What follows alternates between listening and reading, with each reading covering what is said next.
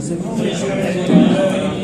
خلق السماوات والأرض وجعل الظلمات والنور ثم الذين كفروا بربهم يعدلون هو الذي خلقكم من تراب هو الذي خلقكم من طين ثم قضى أجلا وأجل مسمى عنده ثم أنتم تمترون وهو الله في السماوات وفي الأرض يعلم سركم وجهركم ويعلم ما تكسبون ثم الصلاة والسلام على أفضل البشر نبينا محمد وعلى آله وصحبه وسلم. أعوذ بالله من الشيطان الرجيم.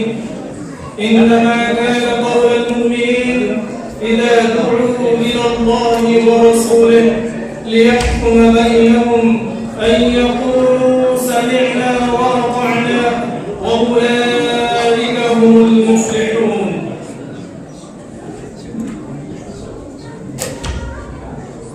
سعادة الدكتور أستاذ العلماء عبد اللطيف البندي حفظه الله سند جمعية أهل الحديث جموں و کشمیر، معزز علماء کرام، سامعین، عزیز بچوں،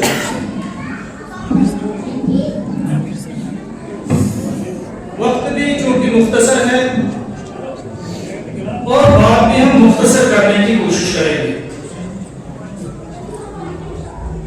آپ میں سے اکثر لوگ دہلی گئے ہوں گے، وہاں پر جامع مسجد دہلی میں آپ گئے ہوں گے، وہاں پر ایک حوض ہے، بہت بڑا حوض.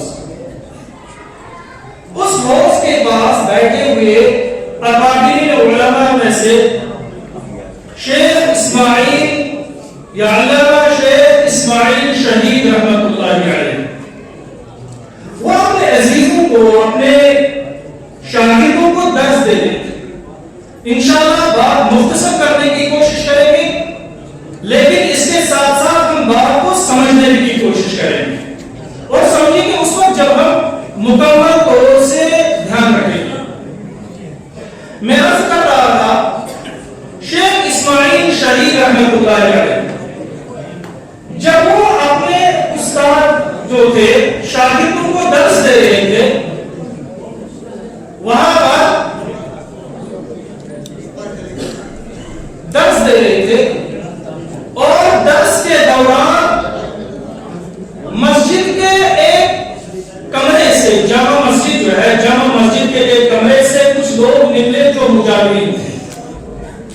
مجاورین نے کچھ چیزیں وہاں سے نکالی اور جب وہ کچھ چیزیں وہاں سے نکالی تبرکات کے نام سے، میں سمجھانا چاہتا ہوں جو میرا موضوع ہے اس کانفرنس کے اندر، وہ ہے رسول اللہ صلی اللہ علیہ وسلم کی اطاعت میں نجات ہے. جب وہاں سے وہ لوگ نکلے، جب نکلنے لگے، تمام کے تمام لوگ جامع مسجد دہلی میں کھڑے ہو گئے، تعظیم میں کھڑے ہو گئے. اور یہ جو شیخ اسماعیل شہید رحمت اللہ علیہ تھے، یہ کھڑے نہیں ہوئے، نہ ان کے شاگرد کھڑے ہوئے،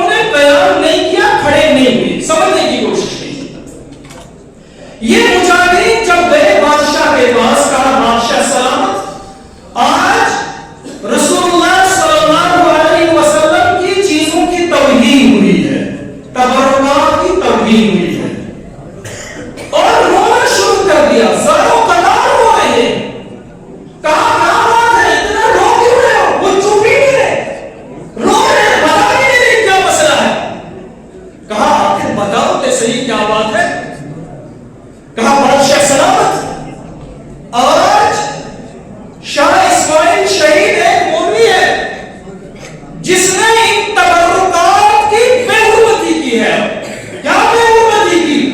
کہاں وہ ان کی تعظیم کے لیے کھڑا نہیں ہوا اور ان کے شاگرد تعظیم کے لیے کھڑا ہوا. میں سمجھا رہا ہوں کہ رسول اللہ صلی اللہ علیہ وسلم کی اطاعت جس مفہوم سے سمجھنا چاہیے اسی کو میں آپ تک پہنچانے کی کوشش کر رہا ہوں. بہرحال بادشاہ غصے میں آ گئے کہ رسول اللہ صلی اللہ علیہ وسلم کے تبرکات موئے مبارک اور نعرہ شریف دو چیزیں تھیں. موئے مبارک اور نعرہ شریف. جب وہ تبرکات کے نام سے وہاں پر پہنچے رونے لگے بادشاہ کے پاس. بادشاہ غصے میں آیا. اس نے بھیجا ایک آدمی کو جاؤ اس مولوی کو پکڑ کر کے لاؤ. اب بادشاہ جس کو غصے سے بلائے کتنا خطرناک مسئلہ ہے. جب شاہ اسماعیل کے پاس وہ پہنچے اس کے گھر پہنچے کہا بادشاہ بلایا آپ کو. لوگوں نے مشورہ دیا دوستوں نے مشورہ دیا ایک کام کرو ادھر مت جاؤ. بادشاہ نے غصے سے بلایا مت جاؤ کا خطرہ ہے. انہوں نے سورہ توبہ کی ایک آیت پڑھی قل لن يصيبنا الا ما كتب الله لنا هو مولانا وعلى الله فليتوكل المؤمنون. سورہ توبہ کی آیت کہا جو ہمارے حق میں رب نے لکھا ہوگا وہی ہمیں پہنچے گا اور رب پر بھروسہ کرنے والے اہل ایمان متقی اور پرہیزگار اہل ایمان ہوتے ہیں. نکل پڑے بادشاہ کی طرف. بادشاہ غصے میں تھا اور جب بادشاہ کے پاس پہنچا السلام علیکم. بادشاہ نے کہا وعلیکم السلام. کہا تم بولو میرے ساتھ. کہا بادشاہ کیا بات ہے کیا ہو. کہا پیغمبر اسلام کے بارے میں آپ کا کیا عقیدہ ہے ذرا کچھ بیان کرو. انہوں نے رسول اللہ صلی اللہ علیہ وسلم کا وہ واقعہ بیان کیا جو طائف کے میدان میں آقا صلی اللہ علیہ وسلم کو تکلیف پہنچانے والا واقعہ. انہوں نے ہجرت کا واقعہ بیان کیا. انہوں نے مکہ کے لوگوں کے مظالم آپ صلی اللہ علیہ وسلم پر اس چیز کو بیان کیا.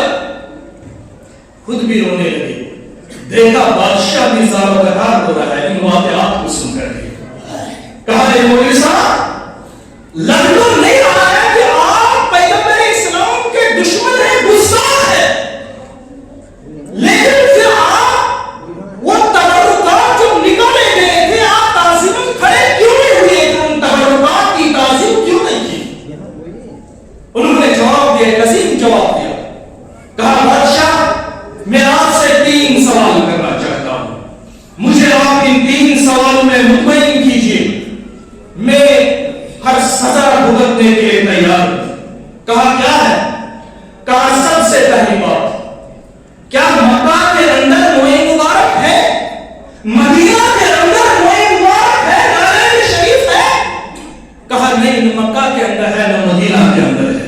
کہا میرا سوال ہے اگر نعرہ شریف موئے مبارک مکہ اور مدینہ کے اندر نہیں ہے تو پھر ہمارے ہندوستان میں کہاں سے پہنچ گئی. کیا جواب دے گا. کہا دوسرا سوال ہے.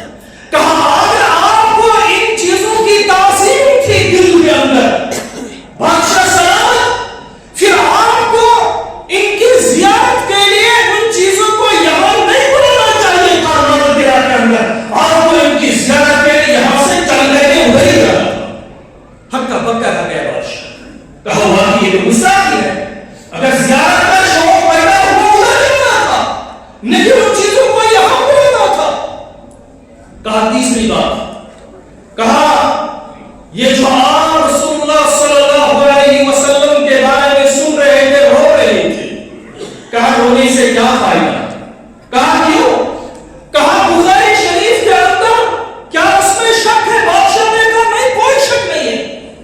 کہا پھر بخاری شریف کے اندر رسول اللہ صلی اللہ علیہ وسلم نے فرمایا سونا مردوں کے لیے حرام ہے. گولڈ جس کو کہتے ہیں مردوں کے لیے حرام ہے.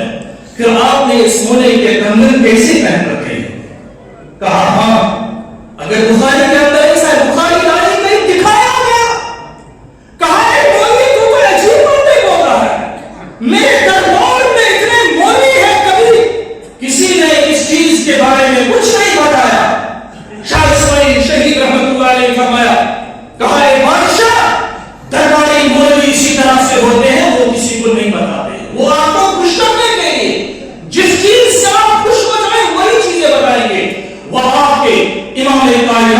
شریعت نہیں بنائے گی. یہی حال ہمارا ہوا ہے. دنیا میں کون سا ایسا شخص ہے جو یہ نہیں کہتا ہے کہ مجھے آقا سے محبت ہے صلی اللہ علیہ وسلم؟ کون کہتا ہے؟ کہتے ہیں کہ ہمیں کائنات کے امام سے محبت ہے. ہر ایک دعویٰ کرتا ہے کہ میں اتباع کرتا ہوں محمد رسول اللہ صلی اللہ علیہ وسلم کی. لیکن جب ہم اپنے آپ کو بولتے ہیں کہیں نہ کہیں ہم اس اتباع میں فیل ہو رہے ہیں. کلمہ تو پڑھ لیا ہے لا الہ الا اللہ محمد رسول اللہ صلی اللہ علیہ وسلم. افراط اور تفریط کے شکار ہو چکی ہے یہ امت محمد صلی اللہ علیہ وسلم. ایک دو باتیں اور میں آپ کے ذہن نکالنا چاہتا ہوں. اور اچھی طرح سے چاہے مسجد کے اندر 3 نہیں بچے لیکن اس طرح سے سننے کی سمجھنے کی کوشش کرو کہ یہ باتیں آپ کو قیامت تک کام آئیں گی. وعدہ کرو اپنے آپ سے جو بھی بات سنو اس بات پر عمل کرنے کی کوشش کرو, اس کو سمجھنے کی کوشش کرو. یہ آسان نہیں ہے. تقریر کرنا, تقریر سنانا یہ آسان کام ہے, لیکن اپنی زندگی کو سدھارنا, اپنی زندگی کو اس میں رسول صلی اللہ علیہ وسلم کے مطابق ڈھالنے کی کوشش کرنا, اس میں کامیابی ہونی چاہیے. ورنہ یہاں ہزاروں کی تعداد میں لوگ جمع ہوں, تقریر کریں, لوگوں کو سنیں, عمل کے میدان میں فیل ہو جائے, ہماری مسجدیں صدا خالی ہوں, کوئی فائدہ نہیں ہے.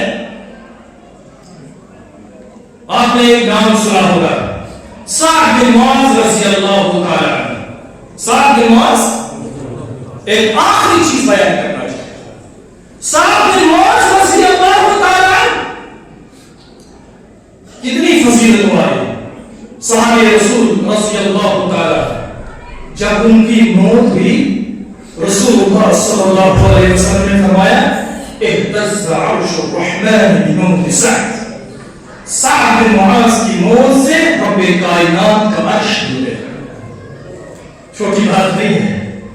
سعد بن معاذ کی موت سے رب کائنات کا عرش ڈوب گیا. رسول اللہ صلی اللہ علیہ وسلم اور ان کے اصحاب نے جب ان کے جنازے کو اٹھایا, لوگوں نے محسوس کیا جنازہ کافی ہلکا ہے. کائنات کے امام سے پوچھا, آپ صلی اللہ علیہ وسلم نے فرمایا میرے دوستو اس جنازے کو فرشتوں نے اٹھا رکھا ہے, اسی وجہ سے آپ کو ہلکا لگا ہے. رسول اللہ صلی اللہ علیہ وسلم نے نماز جنازہ خود پڑھائی, مغفرت کی دعا کی کائنات کے امام محمد رسول اللہ صلی اللہ علیہ وسلم.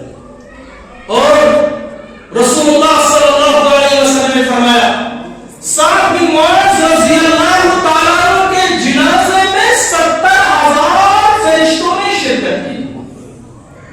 یہ صحابی کا مقام.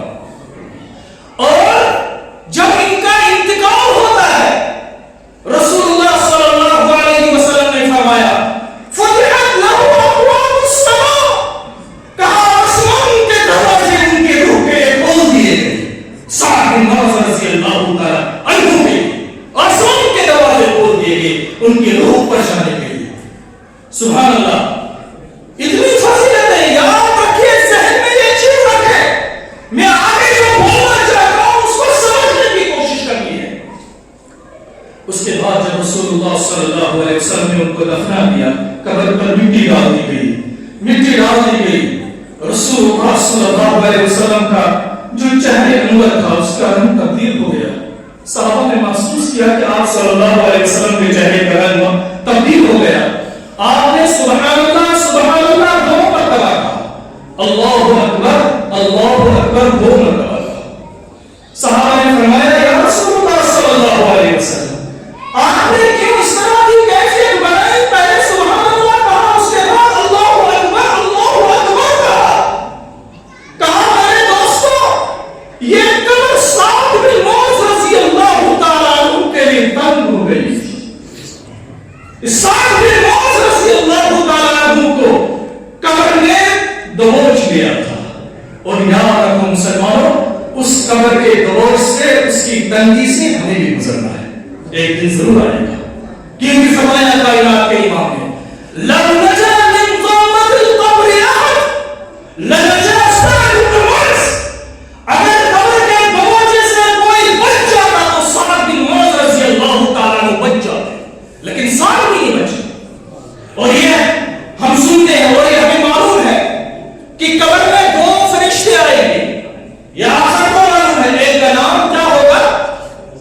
منکر ہوگا، اور دوسرے کا نام نکیر ہوگا. منکر نکیر آئیں گے. اور یہ بھی ہم نے سنا ہے کہ منکر اور نکیر سب سے پہلے جو سوال ان کا ہوگا وہ کیا ہوگا؟ کیا ہوگا؟ من ربک. منکر اور نکیر کا سوال، پہلا سوال من ربک، تمہارا رب کون ہے؟ اور منکر اور نکیر کے بارے میں اتنا تو پتا ہے، لیکن اکثر لوگوں کو یہ پتا نہیں ہے. جب قبر کے مرحلے میں ہم داخل ہوں گے وہاں منکر اور نکیر کس کیفیت و کس حالت میں آئیں گے. رسول اللہ صلی اللہ علیہ وسلم نے فرمایا منکر اور نکیر اسودان ملکان اسودان ازرقان، ان کا رنگ انتہائی سیاہ ہوگا، آنکھیں پیلی ہوں گی. علماء محدثین فرماتے ہیں اس وجہ سے کیونکہ اس میں دہشت زیادہ ہوتی ہے. اس میں دہشت، یہ الگ بات ہے اہل ایمان کے لیے رب کائنات یہ مرحلہ آسان فرما دے گا، لیکن وہ منکر اور نکیر کالے ہوں گے، ان کی آنکھیں پیلی ہوں گی. اتنا ہی نہیں، فرمایا رسول اللہ صلی اللہ علیہ وسلم نے ایک روایت کے اندر وَأَعْيُنُهُمَا مِثْلَ قُدُورِ النُّحَاسِ، ان کی آنکھیں جو دیگچے، تانبے کے دیگچے ہوتے ہیں نا، ان کی آنکھیں تانبوں کے دیگچوں کی طرح ہوں گی. سبحان اللہ. ہمیں بھی اس مرحلے سے گزر رہا ہے. مجھے لگتا ہے یہ باتیں آپ نے اکثر میں یہ چیزیں نہیں سنی ہے، صرف اتنا سنا ہے کہ ان کا میں آئیں گے سوال کریں گے.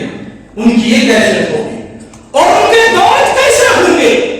فرمایا رسول اللہ صلی اللہ علیہ وسلم نے وَأَنْيَابُهُمَا مِثْلَ صَيَاصِيَ الْبَقَرِ، جس طرح سے گائے کے سینگ ہوتے ہیں اسی طرح سے منکر اور نکیر کے دانت ہوں گے جو زمین کو اکھاڑ کے لیے ہمارے پاس پہنچیں گے. اور کیسے بولیں گے؟ کیا کہاں میں بولیں گے من ربک کا؟ آپ کے رب بولیں گے، آہستہ آہستہ بولیں گے؟ نہیں.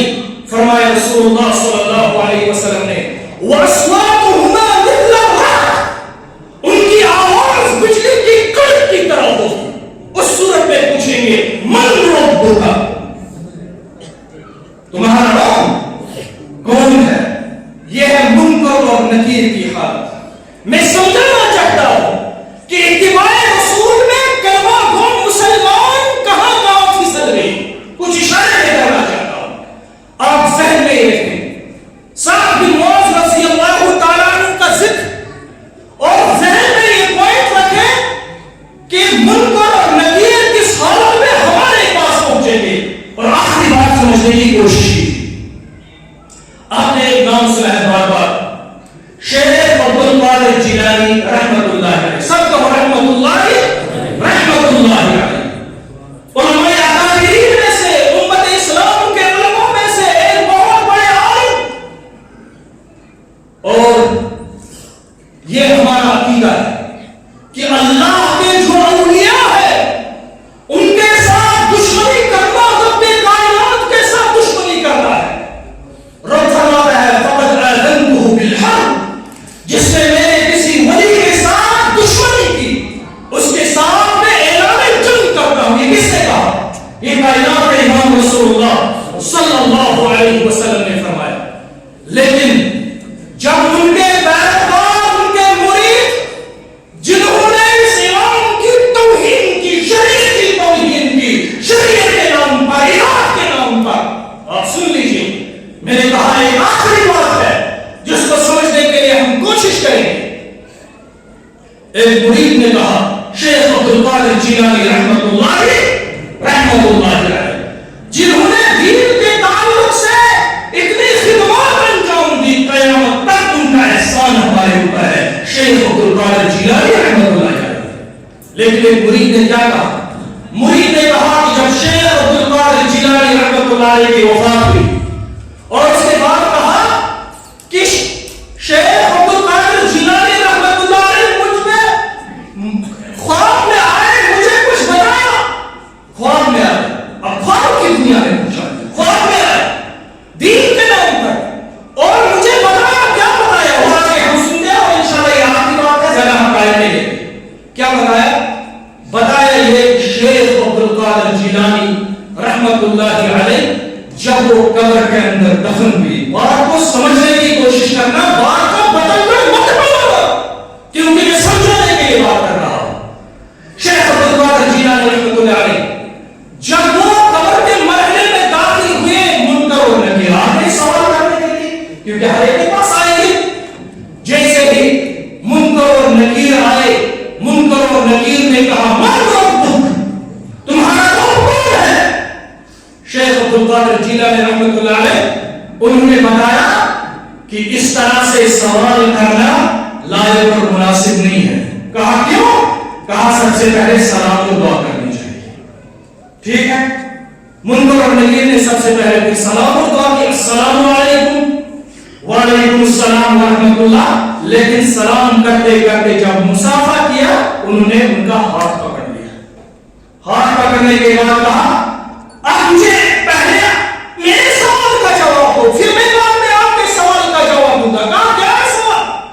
کہا تم ہی تو وہی ہو نا جنہوں نے حضرت آدم کی تقریر پر کہا نا کہ اے اللہ ایسی مخلوق پیدا مت فرما جو فساد ہو جائے گی، یہ فسادی لوگ ہیں، یہ فساد گمراہی کریں گے، تم نے وہاں کیوں کہا تھا؟ کہا ہاتھ پکڑا ہوا ہے. منکر اور نکیر ایک دوسرے کی طرف تاک رہے ہیں، دیکھ رہے ہیں. وہ کہا نا کسی نے آنکھوں میں ہوئی باتیں پر زبان خاموش کی، ایک دوسرے کو تکڑے، کیا بولے، کوئی جواب ہی نہیں تھا. پھر آخر میں کہا کہ اچھا ایک کو چھوڑ دو، یہ صرف میرے نے کہا تھا بلکہ تمام فرشتوں نے کہا تھا، صرف ہم دونوں نے نہیں کہا.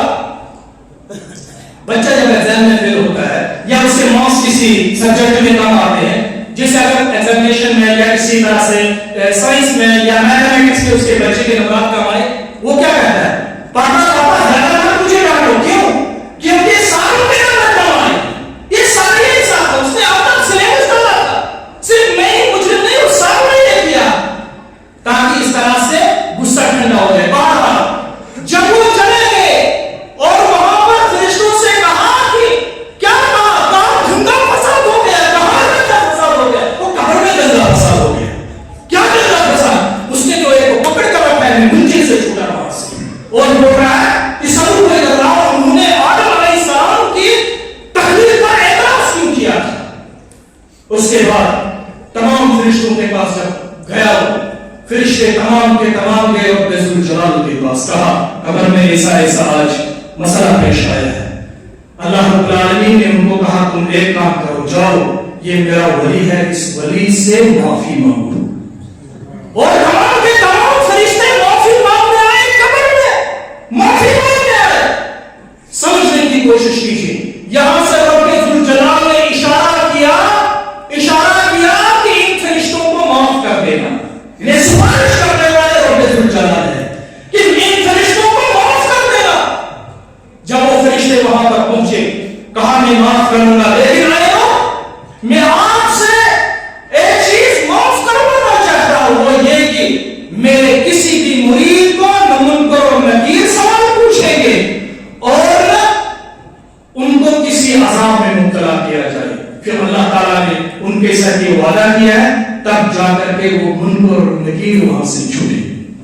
میں عرض کر رہا ہوں اور ان کا احترام کے ساتھ عرض کر رہا ہوں، ہمیں توحید کے کچھ تقاضے ہیں.